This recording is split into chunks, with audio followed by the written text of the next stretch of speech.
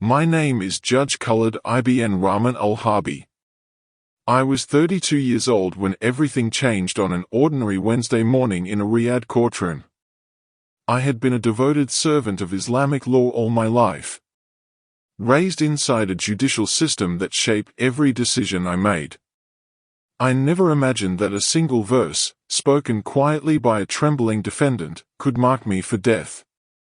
But that morning, I committed an act that would end my career and nearly end my life. I touched a Bible in open court. And in Saudi Arabia's judiciary, for a Sharia judge, that was enough to trigger a death sentence. I was taken to a secret tribunal, accused of religious corruption, and transported to a desert execution site where a sword was raised over my neck. But Jesus had other plans for my life. I was born into a heritage of religious scholarship that most people will never experience. Yet even surrounded by sacred texts and legal authority, I felt an emptiness in my soul I could not explain. And the journey to fill that void, at the cost of everything I had built, is the reason you're hearing my story today. Hello everyone. Before we continue, make sure to like and subscribe to the channel, like the video and share with loved ones, and tell me in the comments where you're watching from and what time it is there. That way, YouTube will keep showing you stories just like this one. Now, let's continue. Contrary to what many believe, not all judges in Saudi Arabia work in the grand marble halls of the Supreme Judicial Council. Instead, I presided over cases in a district criminal court located in a fortified government complex on the eastern edge of Riyadh, a compound known only as Majma al-Qadr al-Janah, the Criminal Justice Center. My earliest memories of ambition are not of public ceremonies or celebrated verdicts, but of silent mornings in my father's study, surrounded by towering shelves of legal commentaries and yellowed fatwa collections that only the most devoted scholars were permitted to touch. Though my upbringing was privileged in knowledge, it carried a strictness that shaped my life from the moment I could speak.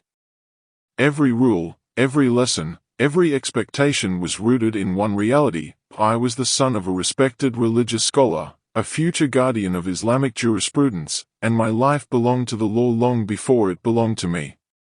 From childhood, my identity was shaped around Islam, discipline, and the honor of my family name. My routine began each day before sunrise when my father's firm voice echoed through the stone hallways of our home in Medina, calling my brothers and me to prayer. My father, Sheikh Rahman al-Harbi, was known across the kingdom as a man who never compromised.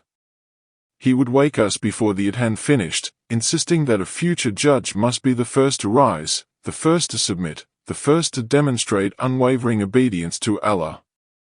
He stood beside me each morning as I performed wuju with ice-cold water, adjusted my prayer cap with precise movements, and recited the opening chapters with slow, deliberate pronunciation. These mornings became the foundation of my life. My mother was present but silent, her role confined to managing the household while my father shaped our minds. My father's lessons consumed our days. Yet somehow, I never felt unloved. I simply understood that duty separated us from softness. And the scholars who raised me believed that Islamic judges must be forged differently from the rest of society. My life was shaped more by tutors, imams, and legal mentors than by affection. And I accepted this as the cost of greatness. As I grew older, the expectations surrounding my devotion to Islamic law intensified. Renowned jurists from across the kingdom came to our home to teach me fiqh, usul al-fiqh, and the intricate rulings of the Hanbali school of thought. They were not gentle teachers. They insisted on perfection, perfect memorization of legal precedents, perfect posture during debates, perfect recall of hadith chains and scholarly disagreements. By age 14, I had memorized entire volumes of Ibn Taymiyyah's fatwas and could recite the conditions for hudud punishments without hesitation. The scholars praised my discipline. They told my father I possessed a rare intellectual rigor for someone so young, and he repeated their words proudly at every gathering. These compliments made me feel valued, and I worked even harder to meet every expectation placed upon me. I studied late into the night without complaint, debated complex legal matters with visiting judges, and avoided any form of distraction or entertainment that might pull me away from my purpose. In my mind, mastery of Islamic law became my identity, my purpose, and the source of my dignity as my father's son. Life in the Al-Harbi household was both intellectually rich and emotionally barren. Our home was a scholar's paradise, decorated with arabesque woodwork, lined with floor-to-ceiling bookshelves, and filled with the scent of aged manuscripts and frankincense. From the outside, it looked like a dream. A prestigious family, respected across the kingdom, producing generation after generation of religious authorities and legal minds. But inside, life followed a strict pattern that never changed. After dawn prayers and Quran recitation, I attended private lessons in legal theory, hadith sciences, Arabic grammar, and judicial ethics. These lessons were designed to prepare me for appointment to the judiciary, a position my father had already secured promises for before I turned 20. Every opinion I expressed was scrutinized. Every argument I made was dissected. Every moment of hesitation was corrected immediately by my father's sharp rebuke. Even my tone of voice had to be controlled, my reasoning airtight, and my conclusions aligned perfectly with established orthodoxy. Despite the pressure, I embraced my role with pride. My father's mantra became my own: a judge must never tremble, not in fear, not in faith, not in doubt. I repeated it daily until it became more than a saying, it became my spine. When I turned 25, the royal court appointed me as a junior judge in the Riyadh criminal courts, one of the youngest judicial appointments in the kingdom's modern history. I presided over cases with precision and severity. Theft, assault, defamation, moral violations, I handled each case with unwavering commitment to the letter of the law. Other judges, even senior ones, began referencing my rulings in their own decisions. I wore my judicial robes with quiet authority, and whenever I entered a courtroom, defendants fell silent, lawyers straightened in their seats, and even the guards stood at attention. People saw me as the embodiment of justice, stern, incorruptible, devoted. They called me Al-Qadi al-Hadid, the Iron Judge. And I wore that title like armor. I believed that being a judge required absolute loyalty to the Sharia and to the expectations of the scholars who had trained me. And for years, that identity sustained me. My reputation only grew stronger as I matured. I spent long evenings in the court library, reviewing case files and studying the writings of classical jurists. I analyzed precedents, memoized the opinions of the four schools, and consulted with senior judges on complex matters of evidence and testimony. I felt proud whenever a senior official praised my judgments. They told me that many young judges struggled to maintain objectivity in a modern world filled with Western influences and moral confusion, but that I remained steady and unwavering. I carried those words in my heart like a badge of honor. In my eyes, my precision was proof that I deserved my position. It was the one thing no one could question. I was certain that no temptation, no ideology, and no foreign influence could ever challenge my commitment to Islamic law. Yet, even with all my success, there were moments, quiet, fleeting moments, when I felt something hollow inside. An emptiness I never spoke about. In the silence of my chambers, after the last case of the day, I sometimes wondered why justice felt so cold. Why sentencing a man to flogging left me sleepless. Why handing down a harsh punishment filled me with a strange, gnawing ache I could not name. I reminded myself that this was normal, that all judges carried the weight of their rulings, no matter how righteous. Whenever I felt that emptiness, I pushed myself deeper into the law. I convinced myself that more study, more rigor, more perfect adherence to precedent would silence the unease. And sometimes, for a while, it did. But it always returned.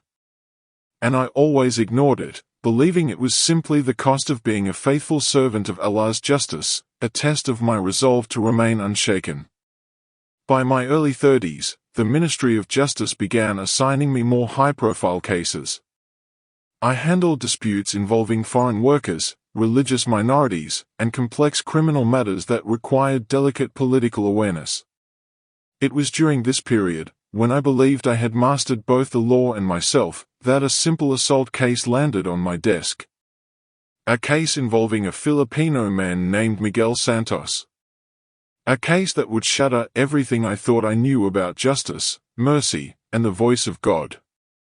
The file appeared routine at first glance. Miguel Santos, a 43-year-old construction worker from Manila, stood accused of insulting his Saudi employer during a wage dispute. The employer, a businessman with political connections, demanded severe punishment. He wanted Miguel publicly flogged and deported immediately. I had handled dozens of similar cases. Foreign workers often became entangled in disputes with their sponsors, and the law almost always favored the Saudi party. My role was simply to assess the evidence, apply the appropriate legal standard, and issue judgment. The hearing was scheduled for a Tuesday morning. I arrived at the courtroom early, as always, reviewed the case summary one final time, and took my seat behind the elevated judge's bench. When the guards brought Miguel in, I noticed immediately that he was different from other defendants I had seen. Most foreign workers entered my courtroom with their heads bowed, their bodies trembling, their eyes fixed on the floor in submission and fear. But Miguel walked in calmly. His hands were cuffed, his clothes worn and dusty from the detention facility, but his face carried a strange peace I could not understand. He looked at me directly, not with defiance, not with arrogance, but with something softer. Something that unsettled me. The employer's lawyer presented the accusation with theatrical indignation. He claimed Miguel had raised his voice, used disrespectful language, and insulted the dignity of his Saudi sponsor in front of other workers. The testimony of two Saudi witnesses supported the claim. Miguel's court-appointed lawyer, a nervous young man clearly overwhelmed by the case, offered only a weak defense. He stammered through a plea for leniency, citing Miguel's years of faithful service and lack of prior complaints. I was prepared to issue my ruling immediately. The evidence was sufficient. The law was clear. A brief reprimand, a flogging sentence, deportation. Standard procedure. But then Miguel spoke. He looked up at me with soft, trembling eyes and said in broken but careful Arabic, "Your Honor, before you judge me, may I share a verse? I believe God sees truth differently." The courtroom fell silent. I should have stopped him immediately. Defendants were not permitted to recite scripture during sentencing. It was irregular, inappropriate, potentially manipulative.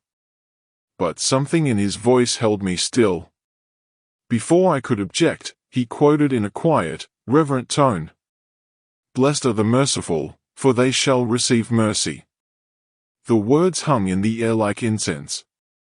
I felt something shift inside my chest, a weight I could not explain, a pressure that seemed to press against my ribs from within. My breath caught. My fingers tightened on the edge of the bench. The employer's lawyer objected loudly, demanding I silence the defendant and proceed with sentencing. But I could not speak. The verse echoed in my mind, repeating itself over and over with a force that felt almost physical.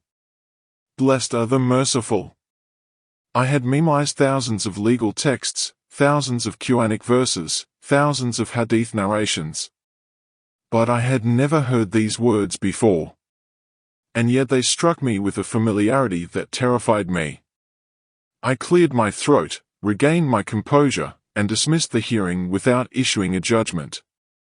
I told the court I needed additional time to review the case, a decision so unusual that even the guards exchanged confused glances.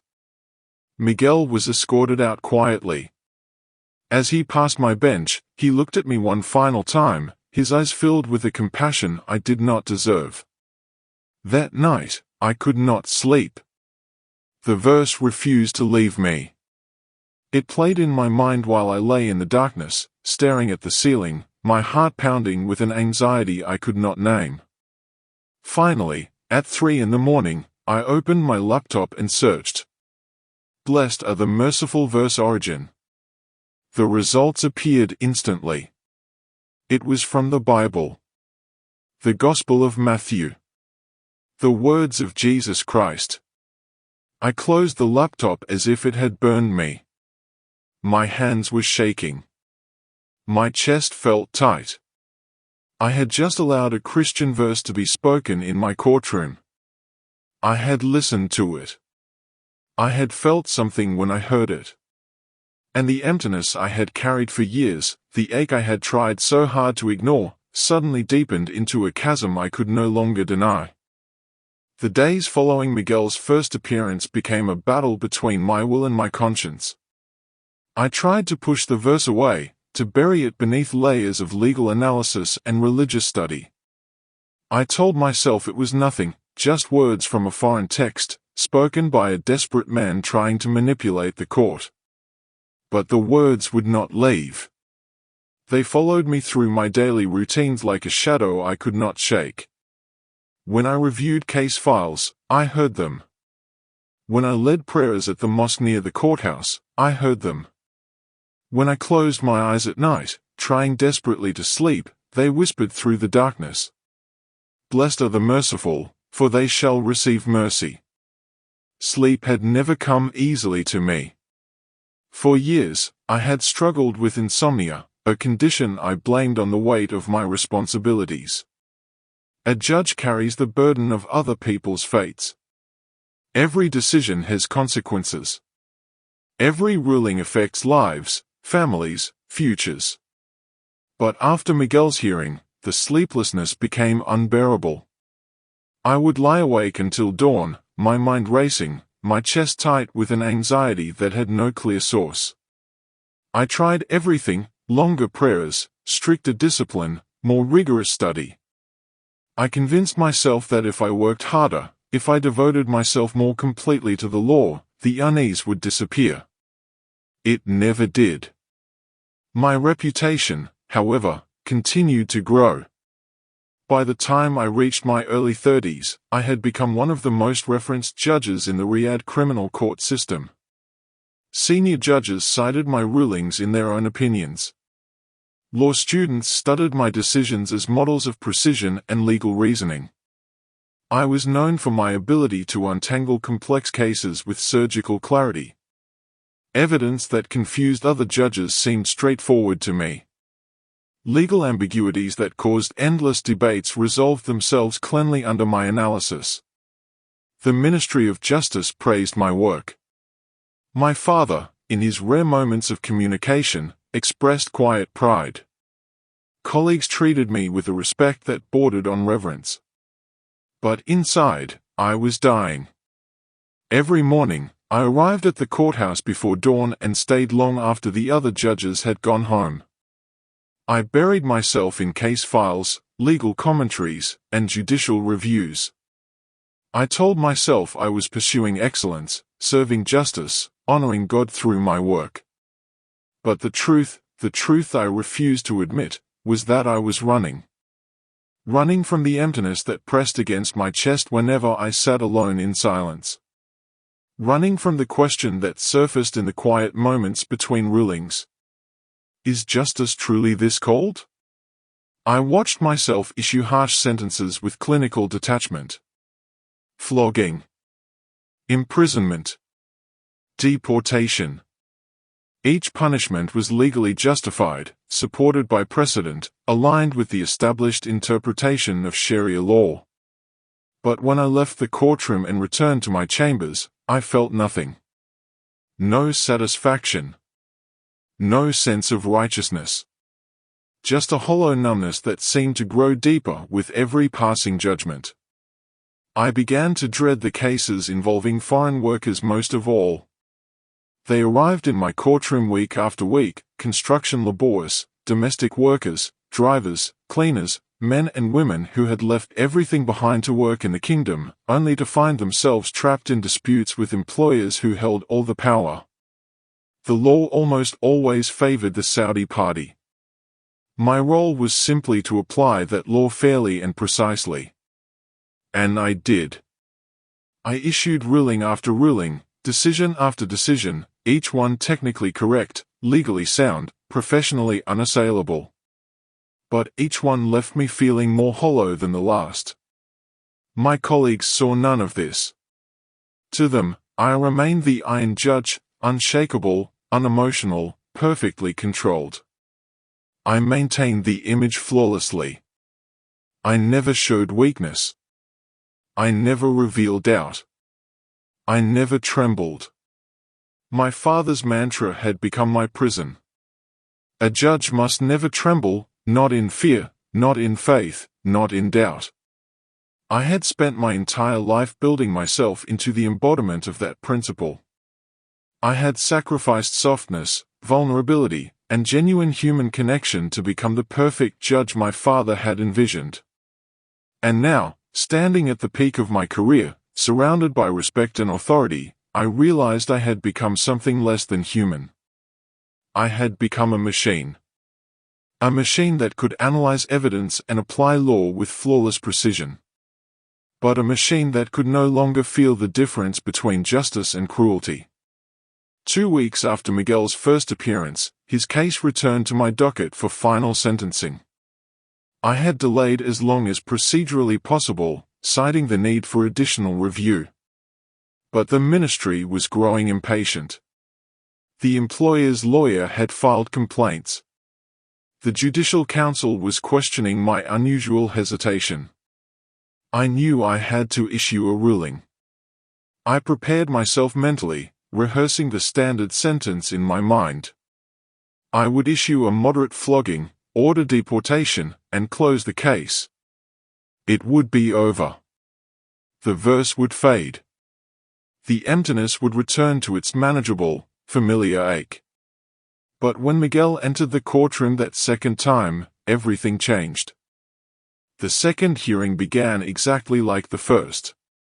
Miguel was brought into the courtroom by the same guards, wearing the same worn clothes, his hands cuffed in front of him. The employer sat in the gallery with his lawyer, radiating impatience and entitlement. The court clerk read the case number aloud, and the room settled into the familiar rhythm of judicial proceedings. I had my ruling prepared. I had rehearsed the words.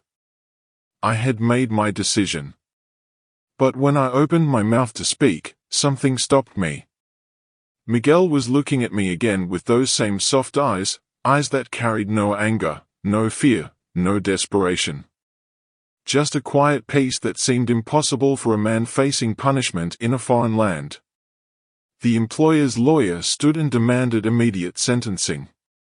He recited the evidence again, his voice sharp with irritation at the delay. He reminded me that the case was simple, the facts clear, the defendant guilty. "Your Honor," he said with barely concealed condescension, "this matter requires no further deliberation. Justice delayed is justice denied." I should have agreed. I should have pronounced the sentence and moved on to the next case.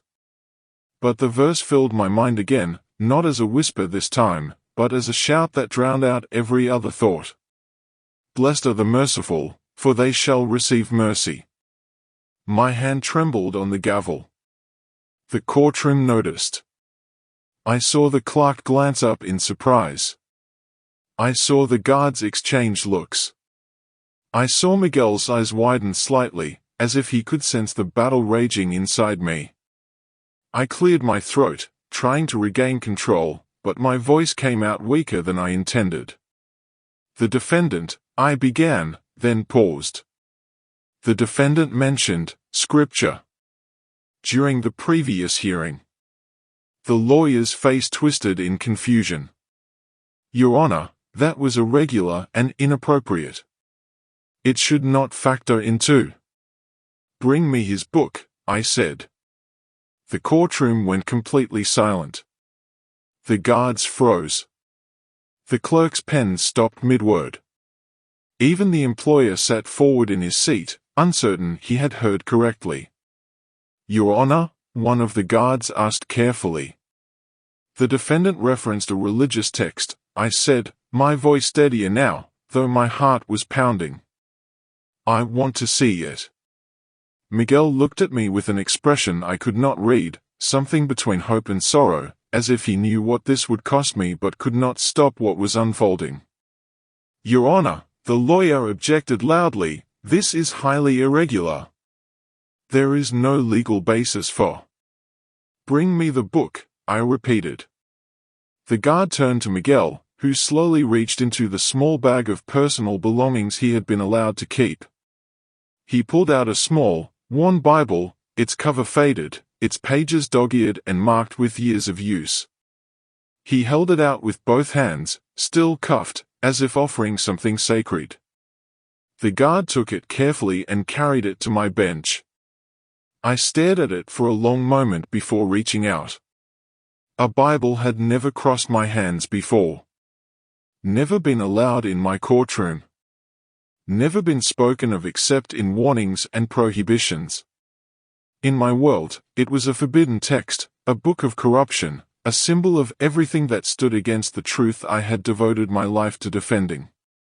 But when my fingers touched the worn leather cover, something inside me broke. The ache in my chest, the emptiness I had carried for years, loosened. Not completely. Not permanently. But enough for me to draw a full breath for the first time in what felt like decades. I opened the book carefully, though I did not read it. I simply held it, feeling the weight of it in my hands, feeling the decades of prayers and hopes that had soaked into its pages. The courtroom remained frozen in stunned silence. I closed the Bible gently and handed it back to the guard. "Return it to him," I said quietly. Then I did something I had never done in my entire judicial career. I issued a lenient judgment. No flogging. A fine paid to the employer as compensation.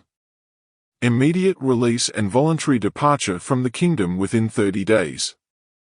Miguel's face broke into tears. He whispered something I could not hear, a prayer, perhaps, or a word of thanks to a God I did not yet know. The employer's lawyer erupted in protest, shouting about injustice and corruption and violations of legal procedure. But I silenced him with a sharp strike of the gavel and dismissed the court. When the room cleared, I sat alone at the bench, staring at my hands as if they belonged to someone else. I had just touched a Bible. In open court.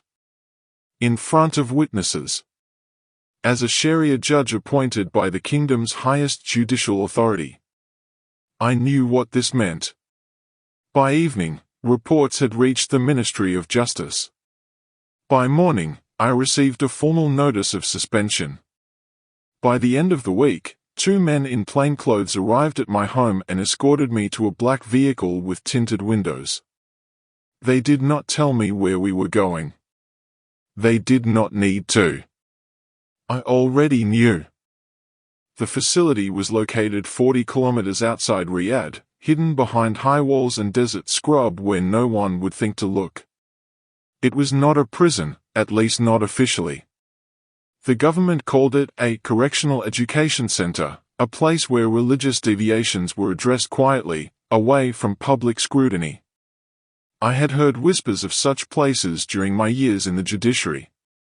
Judges occasionally referenced them in hushed conversations, facilities where individuals accused of apostasy, heresy, or ideological corruption were taken for rehabilitation. I never imagined I would see one from the inside. They brought me in through a side entrance after dark. No formal arrest.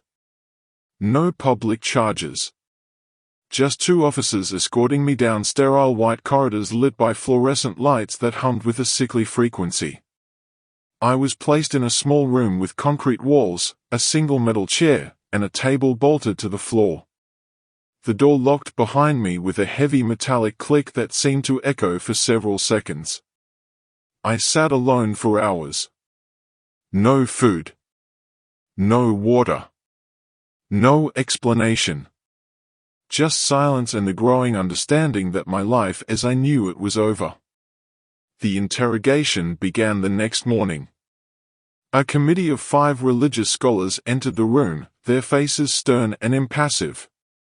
I recognized 2 of them, senior jurists I had studied under during my training, men whose legal opinions carried weight across the entire kingdom. They did not greet me. They did not acknowledge our previous relationship. They simply sat across from me and began their questions with cold, clinical precision. Why did you touch the Bible?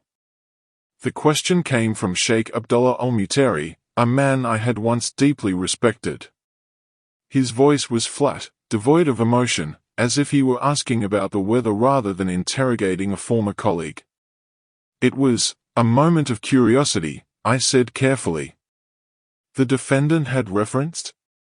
Why did you allow a Christian text to be referenced in your courtroom? Another scholar, younger but equally severe, leaned forward as he spoke. His eyes burned with an intensity that made my skin crawl. He spoke before I could stop him, I explained. It was irregular, yes, but... Do you believe anything you heard? The question cut through my defense like a blade. I hesitated.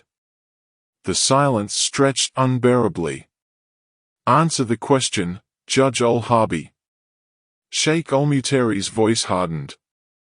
Do you believe the words spoken from that book hold any truth? I don't know what I believe. The admission came out as barely a whisper, but it landed in the room like a confession of murder. Gasps. Whispers. The scholars exchanged glances heavy with meaning. You don't know? The young scholar's voice rose with indignation. You, a Sharia court judge, trained under the kingdom's finest legal minds, do not know whether the words of a Christian text hold truth? I only meant, do you sympathize with Christianity? The questions came faster now, overlapping, relentless. Have you had contact with missionaries? Have you read other portions of the Bible? Have you expressed doubts about Islam to anyone? Have you questioned the authority of Islamic law? I tried to answer, tried to defend myself, tried to explain that I had not betrayed my faith or my position.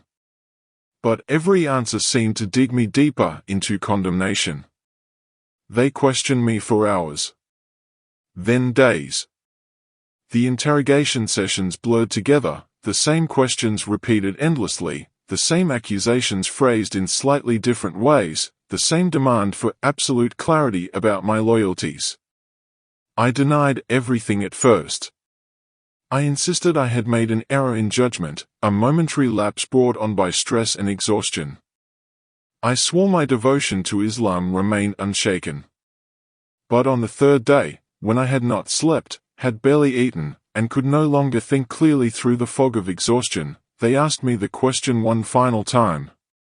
Did the words from that book touch you in any way? And I broke. Yes, I whispered. The words touched me. The room erupted. Scholars rose from their seats. Accusations flew across the table. One of them declared me spiritually corrupted. Another demanded immediate action to prevent ideological contamination from spreading through the judiciary. Then the door opened, and my father walked in. Sheikh Rahman al-Harbi entered the room slowly, his traditional robes perfectly pressed, his face carved from stone. He did not look at me. He took a seat at the far end of the table, folded his hands, and stared at the wall as if I did not exist. Your son has admitted to being spiritually influenced by Christian scripture, Sheikh al-Mutari said to him directly. My father's jaw tightened, but he said nothing. He has expressed uncertainty about his faith. He has demonstrated sympathy toward a forbidden ideology. This is religious corruption of the highest order. Still, My father remained silent. I wanted to call out to him, to beg him to speak in my defense, to ask him to remember the years of training, the sacrifices, the devotion I had shown to everything he had taught me. But when his eyes finally met mine, they were empty. Cold. Devoid of recognition. It was as if he were looking at a stranger. The head scholar stood and declared in a voice that seemed to shake the walls. You have committed an act of religious corruption. Under the authority granted to this tribunal by the Ministry of Islamic Affairs and in accordance with the kingdom's protection of religious purity, you are sentenced to execution. My knees buckled. The room tilted. I barely heard the rest, something about a private resolution, about protecting the judiciary's reputation, about preventing public scandal. All I could hear was the word, execution. My father stood without a word and walked out of the room. He did not look back. They came for me before sunrise. I had been returned to a holding cell after the tribunal's verdict, a small concrete room with a thin mat on the floor and a single barred window too high to see through. I had not slept. How could I? Every time I closed my eyes, I saw my father's empty stare, heard the scholar's declaration echoing in my mind, execution. I had spent the night on my knees, trying to pray, trying to find some anchor in the faith I had served my entire life. But the words would not come. The familiar prayers felt hollow in my mouth, as if they were being spoken by someone else, someone I no longer recognized. When the door opened and 2 guards entered, I knew immediately what was happening. It's time, one of them said simply. They did not bind my hands roughly or drag me from the cell. Instead, they moved with a strange gentleness, as if handling something already broken. They led me down a series of corridors I had not seen before, through a back exit, and into the cool pre-dawn air. A black SUV waited in the darkness, its engine already running. They guided me into the back seat. No blindfold yet. No restraints. Just silent efficiency. We drove for what felt like an hour, though it could have been less. I watched through the tinted windows as the city lights faded behind us and the landscape transformed into endless desert, dark sand stretching toward a horizon that had not yet begun to show the first hints of dawn. Finally, we stopped. The compound was nothing more than a clearing in the desert, surrounded by a low stone wall that seemed ancient and forgotten. There were no buildings, no structures, just open sand and a few scattered palm trees that stood like silent witnesses. Several vehicles were already parked in a semicircle, their headlights illuminating a small area in the center of the clearing. I could see figures moving in the shadows, guards, officials, and what appeared to be a cleric in traditional execution robes. They brought me out of the vehicle and led me to the center of the illuminated space. The sky was still black, though the eastern horizon had begun to show the faintest suggestion of gray. The air was cold, biting against my skin. The sand beneath my feet felt somehow both soft and sharp at the same time. One of the guards gestured, and I understood. I knelt. My legs folded beneath me automatically, as if my body had already accepted what my mind still refused to believe. The sand was cold through the thin fabric of my prison clothes. Another guard approached from behind and tied my hands with a rough cord. Not painfully tight, but secure. Final. Then came the blindfold. The world disappeared into darkness. All I could hear was the sound of my own breathing, fast, shallow, panicked, and the low murmur of voices somewhere in front of me. I tried to steady myself, tried to find some dignity in these final moments. I thought of my father's mantra, a judge must never tremble. But I was trembling. My whole body shook with a fear so profound it felt like drowning. I heard footsteps approaching from behind, slow, deliberate, ceremonial. The executioner. I heard the sound of metal sliding against leather as the sword was drawn from its sheath. The distinctive whisper of a blade being unsheathed, a sound I had heard during official executions I had attended as a judge, a sound that had never seemed real until this moment. A voice spoke from somewhere in front of me. I recognized it as the presiding cleric from the tribunal. Khalid ibn Rahman al-Harbi, he intoned with formal gravity, "You have been found guilty of religious corruption and ideological deviation. You have been sentenced to execution in accordance with Islamic law and the protection of the kingdom's spiritual purity." He paused, and I heard papers rustling.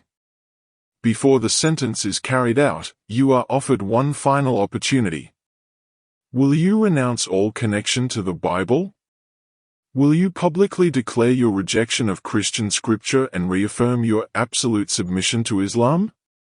The question hung in the cold desert air. This was my chance. My last chance.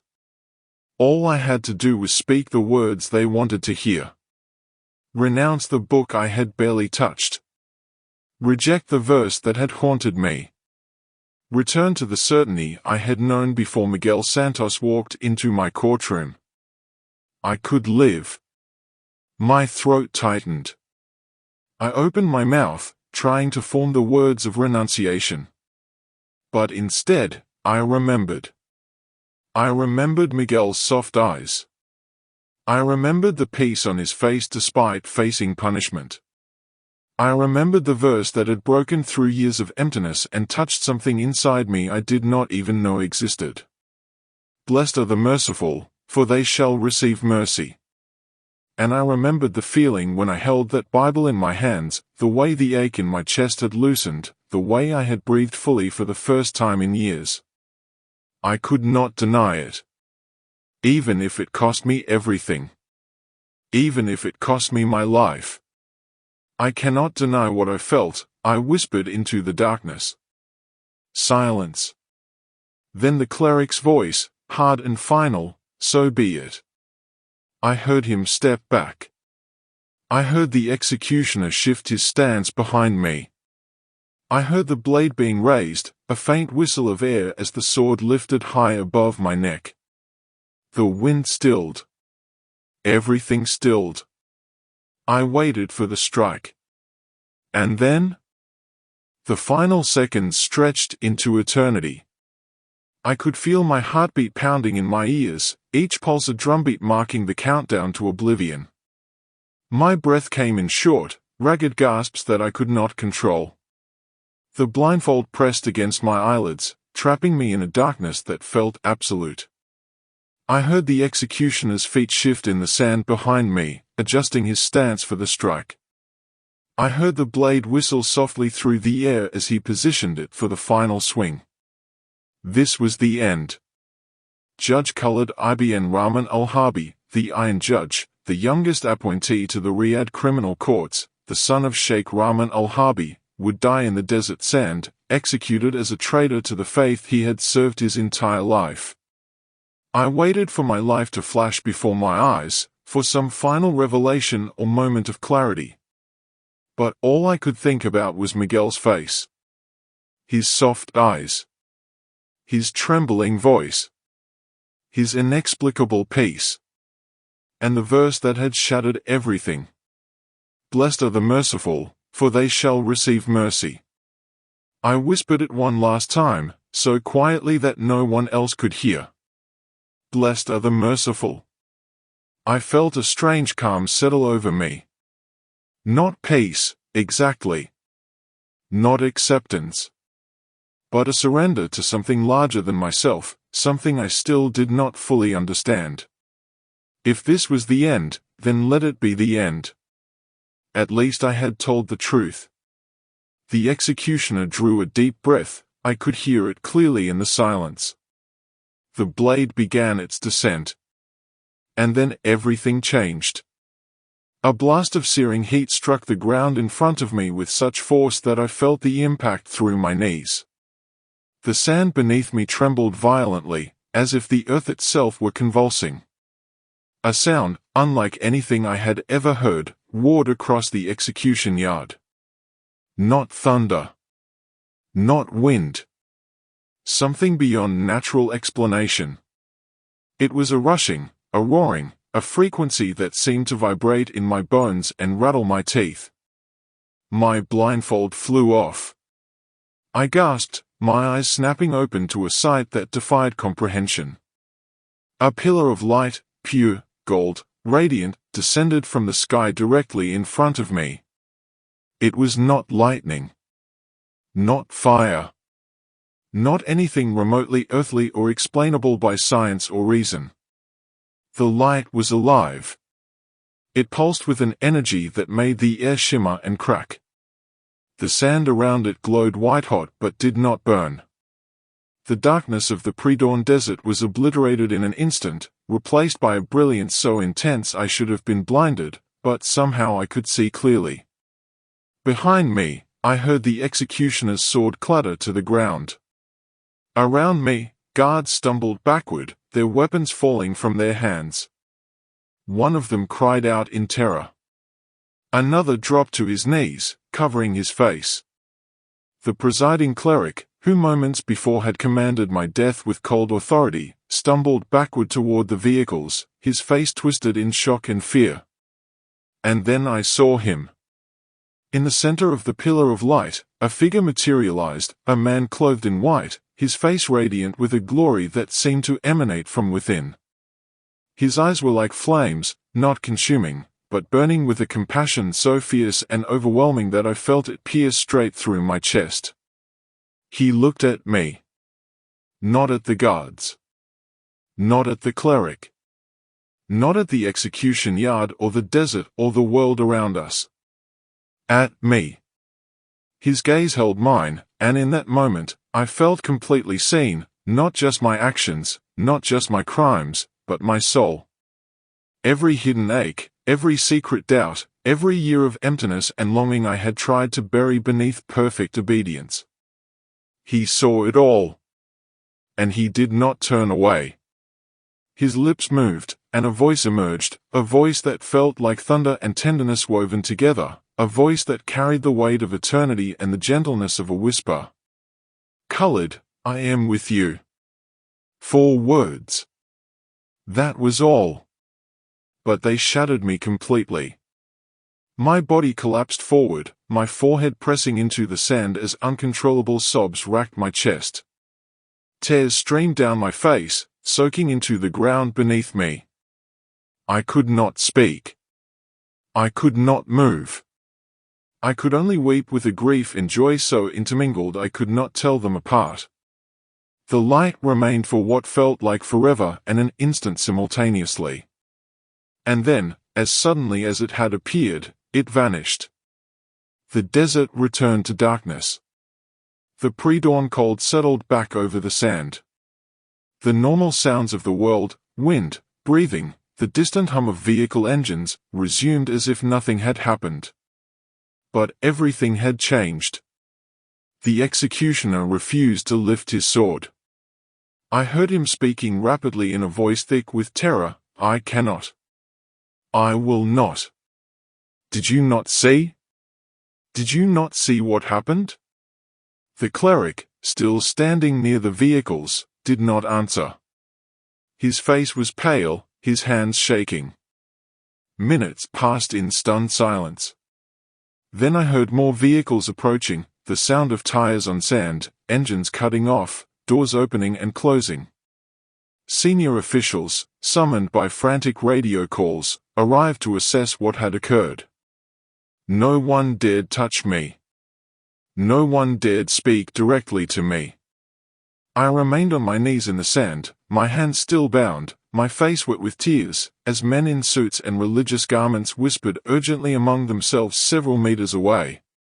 Finally, one of them approached cautiously. Stand up, he said quietly. I rose on trembling legs. You will leave the kingdom, he continued, his voice carefully neutral. Immediately. A new identity will be arranged. You will never speak of this. You will never return. Do you understand? I nodded, unable to form words. By sunrise, I was gone. They transported me to a safe house on the outskirts of Riyadh while arrangements were made for my departure. I sat alone in a bare room with white walls and a single window overlooking a dusty courtyard. A guard stood outside the door, not to keep me imprisoned, but to keep others away. No one wanted to come near me. No one wanted to be associated with what had happened in the desert. I could not blame them. I could still feel the heat of that light on my skin.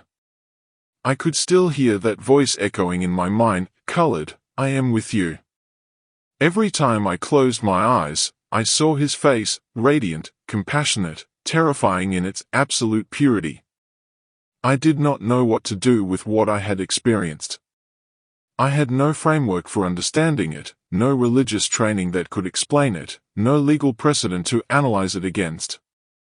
All I knew was that I had stood in the presence of something, someone, beyond anything I had ever encountered in all my years of study and devotion.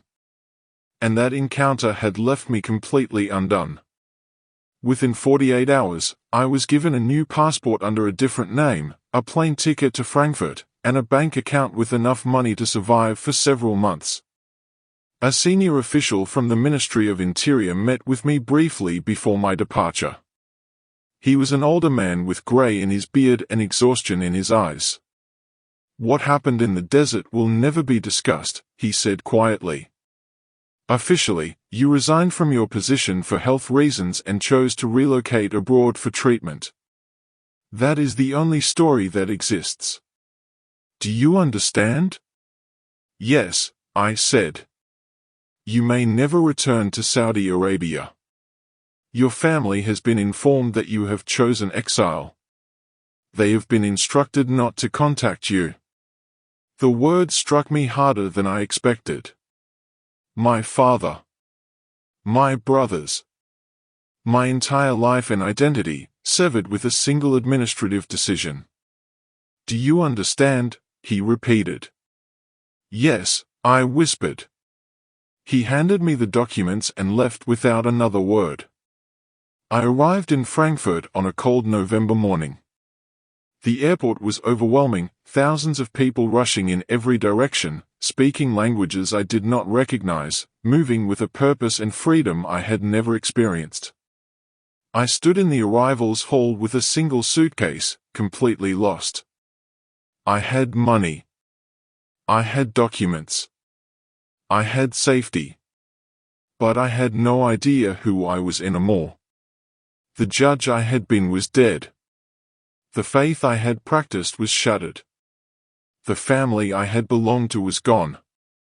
Even my name had been erased. I was a ghost, wandering through a foreign world with no anchor, no identity, no purpose. For weeks, I lived in a small rental apartment in a quiet neighborhood, barely leaving except to buy food. I spent my days staring at walls, replaying the events over and over in my mind, trying to make sense of what had happened. I tried to pray the prayers I had known my entire life, but the words felt empty. I tried to read the texts I had memorized, but they no longer spoke to me. Everything that had once given me structure and meaning now felt like a script written in a language I no longer understood.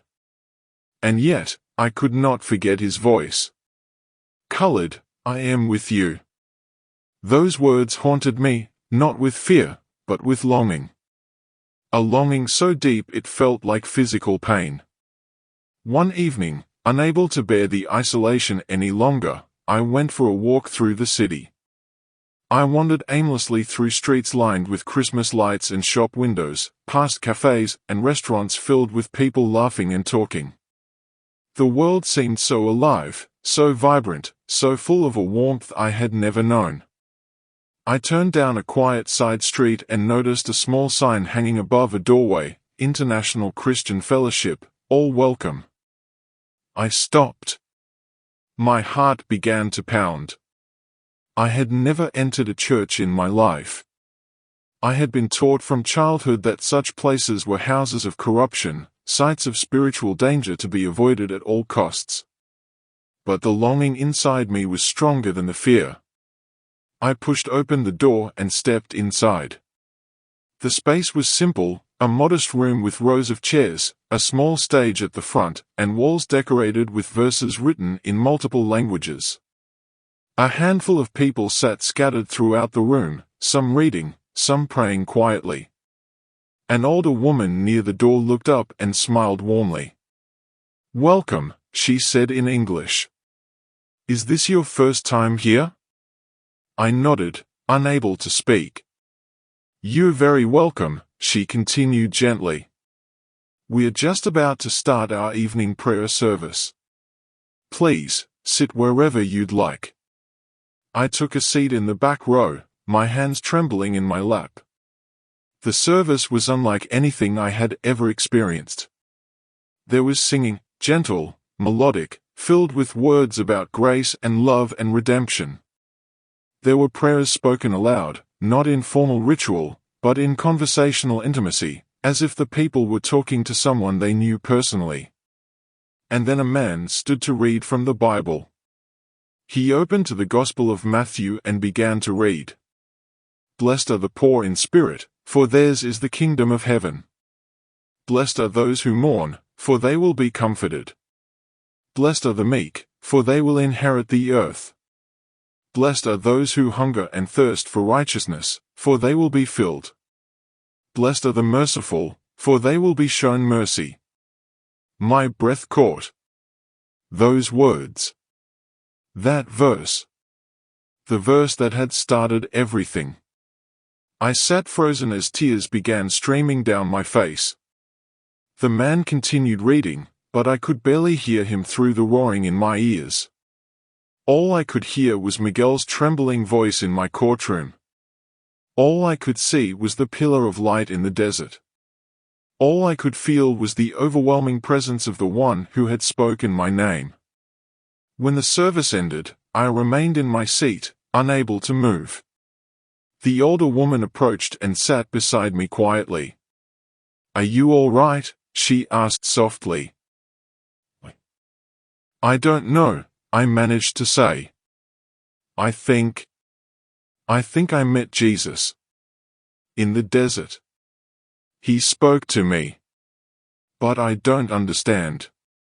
I don't know what to do." She smiled, her eyes filled with a kindness that reminded me of Miguel. "Then you're in exactly the right place," she said. "Come back tomorrow. We'll help you understand." I returned to the fellowship the next day, and the day after that, and the day after that. Each visit felt like stepping further into a world I had never known existed, a world where grace was freely given, where questions were welcomed rather than punished, where brokenness was not hidden but brought into the light to be healed.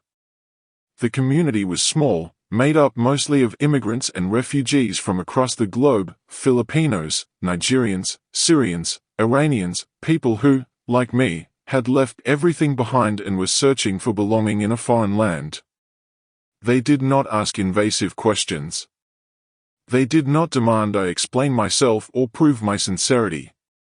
They simply welcomed me, week after week, with the same gentle kindness the older woman had shown me that first night.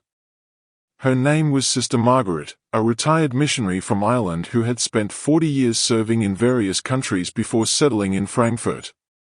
She took me under her wing with a patience I did not deserve, answering my endless questions about the Bible, about Jesus, about the faith I was slowly, cautiously beginning to explore. "You've spent your whole life seeking justice," she told me one afternoon over tea. "But what you're discovering now is mercy. And mercy, dear Khalid, changes everything."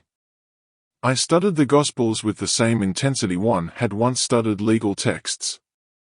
But this time, the words did not burden me, they freed me. I read about Jesus healing the sick, welcoming the outcast, forgiving the guilty, and showing compassion to those the religious authorities had condemned. And I wept. I wept because I finally understood what Miguel had tried to show me in that courtroom. I wept because I saw clearly, for the first time, how cold and merciless my version of justice had been. I wept because I realized the emptiness I had carried my entire life was the absence of grace, grace I had never been taught to give or receive. 6 months after my arrival in Frankfurt, on a quiet Sunday morning, I was baptized. I stood in a simple baptismal pool at the front of the fellowship hall, surrounded by people who had become my new family. Sister Margaret stood beside me, her hand on my shoulder, as the pastor asked me the ancient questions. Do you renounce the powers of darkness and turn to Jesus Christ as your Lord and Savior? I do, I said, my voice steady for the first time in months. Do you believe that Jesus died for your sins and rose from the dead? I do. Then I baptize you in the name of the Father, and of the Son, and of the Holy Spirit. The water closed over my head, and when I rose, I felt as though I was breathing for the first time. The iron judge was dead. And in his place stood a man learning, slowly and imperfectly, what it meant to live by mercy rather than law. 3 months after my baptism, Miguel found me. I was sitting in a cafe near the fellowship hall, reviewing a passage from the Gospel of John, when I heard a familiar voice behind me. Judge Al-Harbi? I turned, and there he stood, older, thinner, but with the same soft eyes and gentle smile I remembered from my courtroom. Miguel, I breathed, rising from my seat. He embraced me without hesitation, and I felt tears spring to my eyes once again. I heard you were here, he said quietly. Sister Margaret told me. I had to come see you. We sat together for hours, sharing our stories. He told me about his deportation, his return to the Philippines, and his eventual relocation to Germany for work. I told him about the tribunal, the execution, and the miracle in the desert. When I finished, he sat in silence for a long moment, tears streaming down his weathered face. I prayed for you every day, he finally said. Every single day since that courtroom. I prayed that God would reveal himself to you. And he did. He really did. You saved my life, Miguel, I said. That verse you spoke, it broke something open inside me that I didn't even know was there. He shook his head gently. I didn't save you, brother. Jesus did. I was just blessed to be there when he started his work in your heart. From that day forward, Miguel became one of my closest friends. We studied the Bible together, prayed together, and served together in the fellowship's outreach to refugees and immigrants. And in his presence, I finally understood what mercy looked like in flesh and blood, not weak, not passive, but powerful enough to transform a life, to cross cultural boundaries, to turn enemies into brothers. Today, I live a quiet life in Frankfurt. I work with a legal aid organization helping refugees navigate the complexities of asylum law, using the skills I once used to condemn, now repurposed to defend the vulnerable. I am no longer Judge Al-Harbi. I am simply Khalid, a follower of Jesus Christ, learning daily what it means to show the mercy I was shown. My story is not about rebellion. Not about politics. Not about defying my homeland or rejecting my heritage. It is about a judge who met the true judge of all the earth, the one whose justice is perfect because it is inseparable from his love, the one whose verdict over me was not condemnation but compassion. Jesus intervened in a desert execution yard when I had nothing left to offer, nothing left to bargain with, nothing left but the honest confession that I could not deny what I had felt. And he spoke my name. He called me his own. And I can never, ever be the same again. If you are watching this and you feel that same emptiness I carried for so many years, that ache that no amount of religious performance or perfect obedience can fill, I want you to know, Jesus sees you. He knows you. And he is calling your name, just as he called mine. You don't have to have all the answers. You don't have to be perfect. You just have to be honest about what you feel, about what you need, about the longing in your soul that nothing else can satisfy. He is the merciful one. And blessed are all who come to him. Thank you for watching. If this testimony touched your heart, please like this video, subscribe to the channel, and share it with someone who needs to hear it. Tell me in the comments where you're watching from. I would love to hear from you. May God bless you richly, and may you come to know the mercy that changed my life forever.